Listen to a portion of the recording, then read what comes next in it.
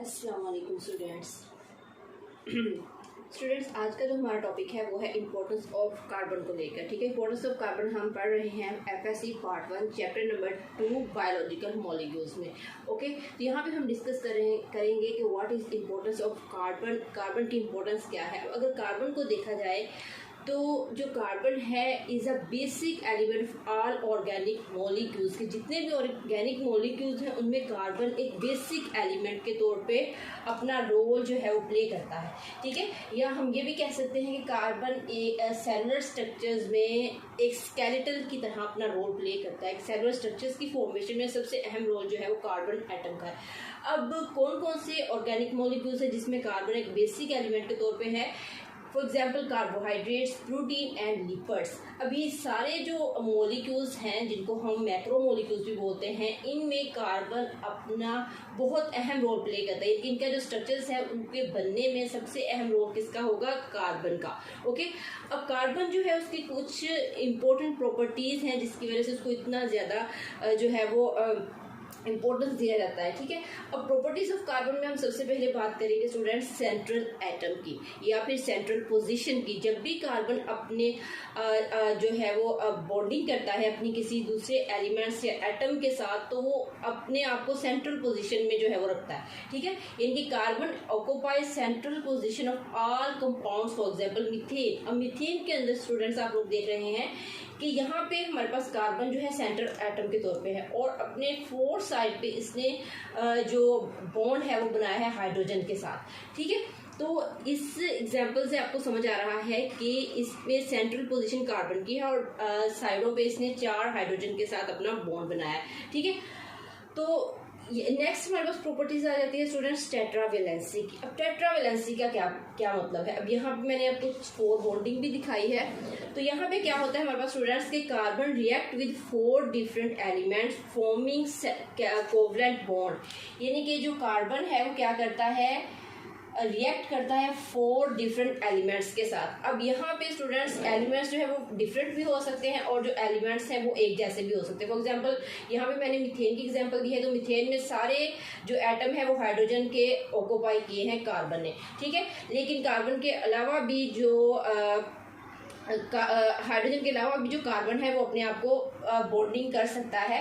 ठीक है, और उसकी बॉन्डिंग क्या होगी? कोवलेंट बॉन्डिंग होगी। अब कोवलेंट बॉन्डिंग स्टूडेंट्स हमने पढ़ा था कि क्या होती है? Sharing of electrons. जब भी 2 एटम अपने इलेक्ट्रॉन दूसरे एटम के साथ शेयर करते हैं उसको हम कहते हैं कोवलेंट बॉन्डिंग। और ये बॉन्डिंग बहुत स्ट्रॉन्ग होती है क्योंकि इनमें जो 2 एटम्स है वो शेयरिंग करते हैं। ठीक है, दोनों के जो वैलेंस शेल है वो कंप्लीट करते हैं और उसमें शेयरिंग ऑफ इलेक्ट्रॉन होती है। ठीक है, अब tetravalency of carbon atom make it favourable element for the synthesis of cellular structure. अब यही इसकी प्रॉपर्टी है जिसकी वजह से ये फेवरेबल एलिमेंट है सेलुलर स्ट्रक्चर को फॉर्मेशन करने के लिए। ठीक है, अब यहाँ पे स्टूडेंट्स मैंने इसकी एग्जांपल दी है कि ये हमारे पास कार्बन है और कार्बन के 4 जो वैलेंस इलेक्ट्रॉन है जिसकी वजह से ये अपने आप को किसी भी 4 एटम के साथ बॉन्डिंग कर सकता है। ठीक है, यहाँ पे आप एग्जांपल देख रहे हैं कि इसके फर्स्ट शेल में जो है वो 2 इलेक्ट्रॉन है और इसके आउटर शेल पे 4 इलेक्ट्रॉन है।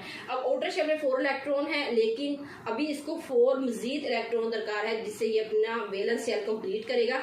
तो ये क्या करेगा? बॉन्डिंग करेगा, जाहिर है 4 अदर एलिमेंट्स के साथ। ठीक है, तो ये आपको इसकी नजर टेट्रावेलेंसी बहुत इंपॉर्टेंट। यहाँ पे ये शॉर्ट क्वेश्चन भी है स्टूडेंट के पेपर में पूछा जाता है कि what is tetravalency of carbon या how carbon play a role in tetrahedral structure. ठीक है, तो अब दूसरी साइड पे हम देख रहे हैं हमारे पास जो आता है कि फॉर्मेशन ऑफ स्टेबल स्ट्रक्चर्स। ठीक है, तो अब यहाँ पे ये मैंने कुछ स्ट्रक्चर्स यहाँ पे ड्रॉ किए हैं। ठीक है, यानी कि form stable chain ring and branch structures. अब कार्बन क्या है? एबिलिटी रखता है अपने आप को डिफरेंट स्ट्रक्चर्स में कन्वर्ट करने के लिए। ठीक है, अब यहाँ पे आप लोग देख रहे हैं स्टूडेंट्स ये हमारे पास चेन स्ट्रक्चर है। चेन स्ट्रक्चर क्या होता है? जब हम एक के साथ एक एलिमेंट्स को जोड़ते रहेंगे तो वो क्या हो जाएगा? एडिशन ऑफ कार्बन होती जाएगी और एक चेन स्ट्रक्चर बनता जाएगा। ठीक है, यहाँ पे हमने कितने कार्बन के जो एटम लिए हैं? 1 2 3 4। ठीक है, अब ये 4 कार्बन के हमारे पास एटम है। अब यहाँ पे आप लोगों को नजर आ रहे हैं इसके साइडों पे बॉन्डिंग नज़र आ रही है, लेकिन हमने इसको खाली छोड़ा है। अभी हम इसको जो है फिल करते हैं फॉर एग्जांपल हाइड्रोजन के साथ, ठीक है। तो ये इस तरह के स्ट्रक्चर्स को जो स्ट्रेट चलता है उसको हम कहते हैं चेन स्ट्रक्चर्स, ठीक है। तो ये जितने भी इसके आपको खाली बॉन्ड नज़र आ रहे हैं, इसके साथ हम बॉन्डिंग कर देंगे हाइड्रोजन की, ठीक है। तो ये सारा जो स्ट्रक्चर्स है इसमें आपको सिंगल जो है वो बॉन्डिंग नज़र आ रही है, ठीक है। तो हर जहाँ पे भी आप इसको काउंट करेंगे अपनी वैलेंसी जो है वो कंप्लीट कर लेगा, अपना वैलेंस शेल जो है वो कंप्लीट कर चुका है, ठीक है। उसके बाद ये स्ट्रक्चर्स क्या बन गया, चेन स्ट्रक्चर, ठीक है। इसको हम क्या नाम देंगे, चेन, ठीक है, या चेन फॉर्मेशन भी आप कह सकते हैं इसको, ओके। तो सेकंड इज ब्रांच स्ट्रक्चर्स। अब ब्रांच कैसे, फॉर एग्जांपल सेंटर में आप लोगों ने देखा कार्बन एटम है और कार्बन एटम मजीद अपने आप को कार्बन के साथ जो है वो अटैच कर रहा है, ठीक है। सेंटर में कार्बन रखा, साइडों पे 4 कार्बन लगा दिए और वो जो 4 कार्बन है उसके जितने भी हमारे पास स्ट्रक्चर्स आता है साइडों पे सारे, उसके क्या लग गया, हाइड्रोजन आगे लग गया, ठीक है। तो अब ये स्ट्रक्चर्स क्या कहलाया, ब्रांच स्ट्रक्चर, ठीक है, क्योंकि इस वाले कार्बन ने क्या किया है, अपने साथ मजीद 4 कार्बन को अटैच किया है, जिसकी वजह से ब्रांच बन गया। अब इस साइड पे अगर हम स्टूडेंट्स देखें तो इस साइड पे ये आपको चेन भी नज़र आता है। इसी तरह इस साइड पे देखें, ठीक है, 3 यहाँ पे कार्बन है हमारे पास, ये एक साइड से आप देखेंगे आपको चेन नज़र आएगा, लेकिन अगर आप साइडों पे देखेंगे तो साइडों पे इसने अपने आप को ब्रांच कर दिया, ठीक है, यानी कि एक के साथ जो है वो अपनी ब्रांचेस इसने लगा ली हैं, जिसकी वजह से हम इस स्ट्रक्चर्स को क्या कहेंगे स्टूडेंट्स, ब्रांच स्ट्रक्चर्स, ठीक है। ये ब्रांच है हमारे पास, ओके। तो नेक्स्ट है हमारे पास रिंग स्ट्रक्चर्स। अब रिंग का क्या मतलब होता है, जब कोई भी स्ट्रक्चर जो है वो सर्कल में आ जाता है, ठीक है, तो एक रिंग की फॉर्म में अपने आप को बना लेता है, यानी कि कोई भी इसकी जगह खाली नहीं है जहाँ पे मजीद जो कार्बन है वो अटैच हो सके। तो अब इसने इस तरह से इसने अपने आप को फॉर्म किया है कि ये बिल्कुल रिंग आ गया। अब ये बेंजीन में आप लोगों को नजर आता है स्टूडेंट, ठीक है। यहाँ पे 6 हमारे पास कार्बन के जो है वो एटम है और बाकी हमारे पास हाइड्रोजन है, और हाइड्रोजन भी हमारे पास यहाँ पे 6 है, 6 कार्बन 6 हाइड्रोजन, और बाकी इसके पास जो है वो डबल बॉन्ड है, ठीक है। तो बाकी 6 कंप्लीट करने के लिए इसने क्या किया, अपने आप को डबल बॉन्ड में कन्वर्ट कर लिया। अब carbon at a time single bond भी बनाता है, डबल बॉन्ड भी बनाता है और ट्रिपल बॉन्ड भी बनाता है, और उस बॉन्ड को हम क्या कहते हैं स्टूडेंट्स, कोवलेंट बॉन्ड, ठीक है। हमेशा ये अपने आप को मोस्टली जो है वो कोवलेंट बॉन्ड से ही शेयरिंग करेगा अदर एटम्स के साथ, ठीक है। तो ये हमारे पास स्टूडेंट्स आ गया रिंग स्ट्रक्चर, जो कि हम बेंजीन में पढ़ते हैं, ठीक है। तो इन्हीं स्ट्रक्चर्स की वजह से, इसी प्रॉपर्टीज़ की वजह से ये जो है वो सबसे ज़्यादा फेमस है अपना जो स्ट्रक्चर्स है कार्बन का, वो ऑर्गेनिक मॉलिक्यूल्स में। अब ऑर्गेनिक मॉलिक्यूल स्टूडेंट हमने यही पढ़े थे कि दोज एलिमेंट विच है both hydrogen and carbon together. अब ये जितना भी मैंने आपको एग्जांपल्स दी है, इस सारे एग्जांपल्स में आपको मोस्ट क्या नज़र आ रहा है, बल्कि सब कुछ सारे स्ट्रक्चर्स में ही आपको हाइड्रोजन और कार्बन टुगेदर ही नज़र आ रहे हैं। तो ये सारी एग्जांपल्स हमारे पास किस चीज़ की हैं, ऑर्गेनिक स्ट्रक्चर्स की हैं, ठीक है, जिसमें चेन फॉर्मेशन हुई है, ब्रांच फॉर्मेशन हुई है एंड रिंग स्ट्रक्चर्स जो है वो फॉर्म हुआ है। नेक्स्ट प्रॉपर्टीज हमारे पास आ जाती है माइक्रोमोलिक्यूल्स। अब जो कार्बन है वो माइक्रोमोलिक्यूल्स भी बनाता है, जिनके small molecules and low molecular weight, जैसे कि आपने डिफाइन इसकी पढ़ी होगी स्टूडेंट्स, आपको याद होगा कि those molecule which have low molecular weight is called micromolecules, okay. अब कार्बन जो है वो किस तरह से माइक्रोमोलिक्यूल्स में अपना रोल प्ले करता है, यानी कि किस मॉलिक्यूल्स में कार्बन होता है, for example glucose, amino acids and fatty acid. अब यहाँ पे एक और मोस्ट इंपॉर्टेंट जो हमारे पास मॉलिक्यूल्स है वो है एटीपी, ठीक है। एटीपी भी क्या है, एक स्मॉल मॉलिक्यूल्स है, ठीक है। एटीपी भी हम स्मॉल मॉलिक्यूल के तौर पे इस्तेमाल करते हैं, और आपको सबको पता है एटीपी क्या है, हमारे पास एनर्जी करेंसी है, ठीक है। ये प्रोवाइड करता है इमीडिएट एनर्जी, ठीक है, या हम कह सकते हैं पोटेंशियल एनर्जी प्रोवाइड करता है किसी भी सेलुलर स्ट्रक्चर्स को, सेलुलर फंक्शंस को परफॉर्म करने के लिए, ठीक है। तो ये हमारे पास एटीपी जो है वो सोर्स ऑफ एनर्जी है। जब भी किसी भी सेल के अंदर किसी भी जगह पे एनर्जी की ज़रूरत होती है तो फ़ौरन एटीपी उसको एनर्जी प्रोवाइड करता है। इसी वजह से हम इसको कहते हैं, एटीपी को एनर्जी करेंसी कहते हैं ऑफ सेल, ठीक है। तो यहाँ पे माइक्रोमोलिक्यूल्स पे एटीपी भी हमारे पास है, जो मोस्ट इंपॉर्टेंट है, ठीक है। इसके बाद आता है मैक्रोमोलिक्यूल्स। अब मैक्रो का सबको पता है, macro means large molecules, mean molecules, large molecule और higher molecular weight. Those molecule which have higher molecular weight is called macromolecules, जिसमें हमने पढ़े थे carbohydrates, protein, cellulose and fats.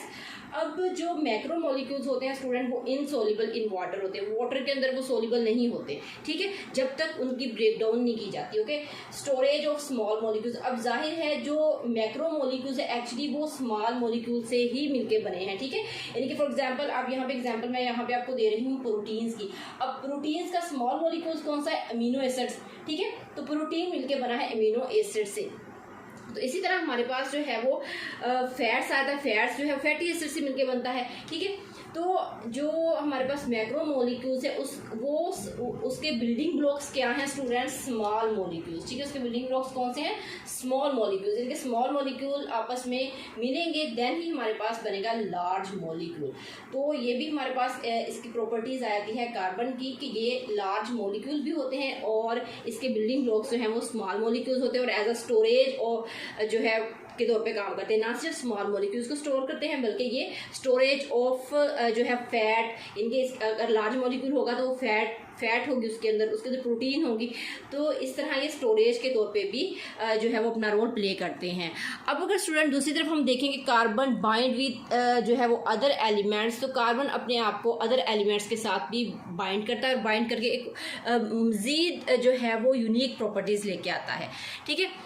तो सबसे पहले हम यहाँ पे बात करें स्टूडेंट्स कार्बन एंड हाइड्रोजन की। अब कार्बन और हाइड्रोजन को अगर आप देखें कि किस जगह वो बाइंड होते हैं तो वो लिपिड्स में हमें इनकी बॉन्डिंग जो है वो नज़र आती है, ठीक है, और लिपिड्स में इसकी बॉन्डिंग होती है तो लिपिड में ये have a source of energy, यानी कि potential source of energy provide करता है सेल को अगर ये लिपिड की फॉर्म में अपने आप को बाइंड करता है, यानी कि हाइड्रोजन के साथ। जब भी हाइड्रोजन के साथ बाइंड करेगा तो वो मॉलिक्यूल्स क्या कहलाएंगे, मोस्टली वो लिपिड्स होंगे, ठीक है। इसी तरह अदर है ये कि कार्बन जो है वो अपने आप को नाइट्रोजन के साथ भी बाइंड करता है, तो नाइट्रोजन के साथ जब भी कार्बन अपने आप को बाइंड करेगा स्टूडेंट्स तो वो हमारे पास क्या आ जाएगा, प्रोटीन, क्योंकि कार्बन और अमाइनो एसिड की बॉन्डिंग हो रही है, ठीक है।